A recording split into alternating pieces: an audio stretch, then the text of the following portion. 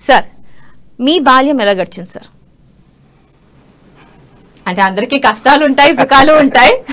అదే మీ బాల్యం ఎలా గడిచిందని తెలుసుకోవాలి. అది మాది కొంచెం పేద కుటుంబమేనండి, కొంచెం కాదు చాలా పేద కుటుంబమే. మేము 5 సంతానం.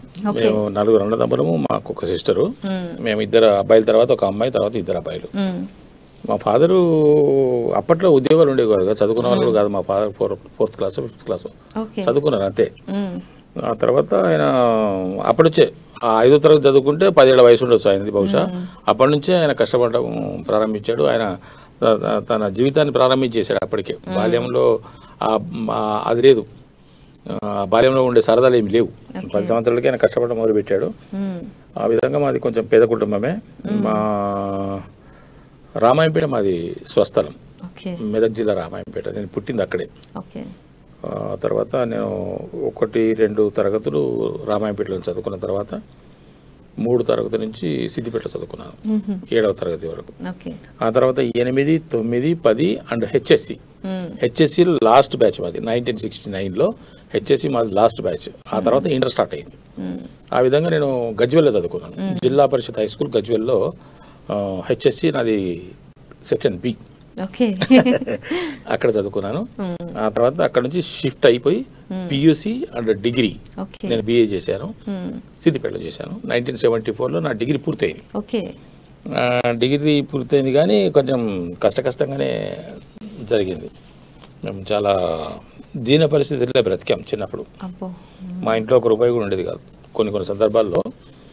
అంతెందుకు మేడం, నేను జాబ్ చేసేటప్పుడు కూడా 1984లో నా అపాయింట్మెంట్ అయితే 87 వరకు 3 ఇయర్స్ దగ్గర 3.5 ఇయర్స్ వరకు మంత్ ఎండింగ్ వస్తే 25వ తారీఖు నుంచి 30వ తారీఖు వరకు నా దగ్గర 90 పైసలు ఉండేది కాదు.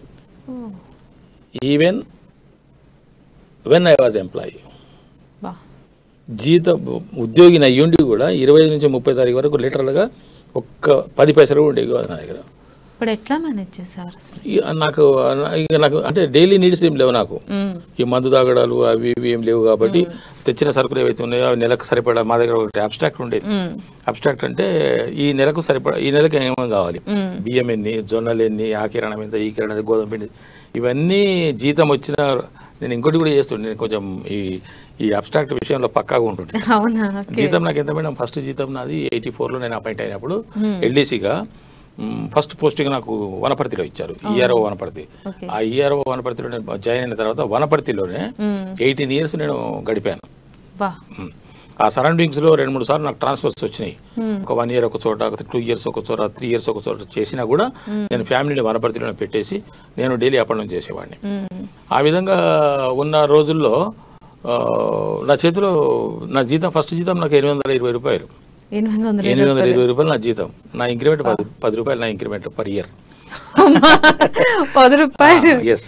ఆ విధంగా నేను ఉన్న రోజుల్లో లెక్కలు ఉండేవి. ₹150 ఇంటికి రాయ, ₹150 ఇంటికి రాయ. ఇక మిగతా ఒక ₹680 మిగిలేవి. ఆ ₹680 లెక్కలు వచ్చేసి కిరాణా దుకాణం ఎంత, తర్వాత మళ్ళా వారానికి ఒకసారి మటన్కి ఎంత, కొంచెం బాగానే గుంజేవాడిని. అయితే నల్లుబక్క అక్కడ స్టార్ట్ అయిందనమాట. వారానికి ఒకసారి మటన్కి ఎంత, పిల్లలు అప్పుడు ఇప్పుడు సినిమాకి వెళ్తామంటే సినిమాకి ఎంత, ఈ విధంగా లెక్కలు వేసుకుంటే 830 25వ తారీఖు సరిపోయి. కాబట్టి అప్పటి నుంచి ఆ మిగతా 4-5 రోజులు హాయిగా శుభ్రంగా ఆఫీస్కి వెళ్ళడం, ఇంటికి రావడం, ఇంటికి రావడమే తప్ప ఎక్కడ ఒక సింగిల్ టీ 8 పైసలు అండి, బిలీవ్ ఇట్. 8 పైసా, 15 పైసలు ఇస్తే 2 టీలు ఇచ్చేవాడు వాడు. అలాగా నాది. అంతెందుకు మేడం, అప్పుడే కాదు సరే, ఇవన్నీ జరుగుతున్నా, జీతం పెరిగినా, నాకు ట్రాన్స్ఫర్స్ వచ్చినా, మధ్యలో మా ఇంట్లో ఎటువంటి కార్యక్రమాలు శుభకార్యాలు జరిగినా చేసినా, ఇవన్నీ దైవదత్తంగా అట్లా వెళ్ళిపోతూ చివరికి రిటైర్మెంట్ నాటికి చెప్పాలి, ఒక విషయం చెప్పాలి. 31st జనవరి 2012 సాయంకాలం నేను రిటైర్ అయినాడు, నా bank balance 0. Oh my god. అంటే అన్ని సంవత్సరాలు వర్క్ చేసినా గానీ అక్కడికి సరిపోయినాయి. ఖర్చులు పెరుగుతున్నాయి, ఇల్లు ఐ మీన్ జీతం పెరుగుతున్నది. జీతం నేను రిటైర్ అయ్యేటప్పటికి నా జీతం ₹65,000. ₹820 నుంచి స్టార్ట్ అయినా 63,500 64,000 సరే 65,000 అనుకుంటాం. ఎస్, అట్లా నన్ను విద్యుత్ సంస్థ పోషించింది. నన్ను కాదు, నా కుటుంబాన్ని మొత్తం పోషించింది. అప్పుడు కాదు, ఇప్పుడు ఈవెన్ టిల్ మై డెత్ పోషిస్తూనే ఉంటుంది. ప్రతి నెల నాకు పెన్షన్ వస్తుంది. ఇన్ కేసు నేను చనిపోయినా కూడా నా భార్యకు ఆవిడ చనిపోయేంత వరకు వస్తూనే ఉంటుంది. మేమిద్దరం చనిపోయేంత వరకు మాకు పెన్షన్ వస్తుంటుంది. అందుకే నాకు విద్యుత్ సంస్థ దైవ సమానరాలు. అయితే సరే, ఏవైనా రీజన్స్ ఏవైనా కావచ్చు, ఆ విధంగా బొటాబొటే ఎప్పుడు నేను బొటాబొటే 10 రూపాయలు రావాలి, 10 రూపాయలు పోవాలి, వచ్చినట్టు పోవడం. కానీ దీంట్లో ఏంటంటే నాకు అప్పులు చేసి అలవాట్లేదు. స్వతహాగా నాకు అప్పులు చేసి అలవాట్లేదు. సపోజ్ ఇప్పుడు నాకు 50 రూపాయలు కావాలని అనిపించినా కూడా ఆ 50 రూపాయలు ఖచ్చితంగా నాకు అవసరం అనుకుంటేనే ఖర్చు పెడతాను, లేకుంటే నేను దాని జోలికి వెళ్ళాను. ఎవరి దగ్గర నేను తీసుకుంటే కూడా ఈవెన్ నవ్వు అసలు ఇప్పుడైతే ఆ క్వశ్చన్ లేదనుకోండి, ఎప్పుడైనా అవసరం పడి నాకు ఏదైనా అవసరం పడితే మీ దగ్గర బదులు తీసుకోవడమే తప్ప అప్పు తీసుకోవడం లేదు. బదులు తేడా ఉన్నది కదా, బదులు తీసుకోవడం తప్ప రేపు ఇస్తానని చెప్పి తీసుకోవడం, లేదా ఎల్లుండి ఇస్తానని చెప్పి అవసరానికి తీసుకోవడమే తప్ప అప్పు చేయడం అనేది లేదు మేడం. నాకు ఆ రోజు నుంచి ఈ రోజు వరకు నేను కొన్ని సందర్భాల్లో అది ఒక తప్పనిసరి పరిస్థితుల్లో కొన్ని సందర్భాలు చేయడం జరిగింది, అవి తీర్చివేయడం కూడా జరిగింది. ఆ టాపిక్ వచ్చింది కాబట్టి ఇంకో విషయం కూడా చెప్పాలి.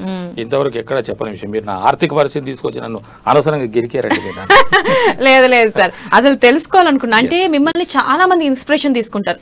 అంటే నాట్ ఇట్ ఆల్ ఈజీ. ఇప్పుడు యంగ్ జనరేషన్స్ వస్తున్నాయి, ఎంతమంది వచ్చినా కొంతమంది వచ్చేటప్పుడే నిరాశ నిస్పృహలతో వస్తారు. అంటే మనం సక్సెస్ అవుతామా లేదా అని. కానీ మిమ్మల్ని చూశాక చాలా మందికి ఇన్స్పిరేషన్ ఉంటుంది.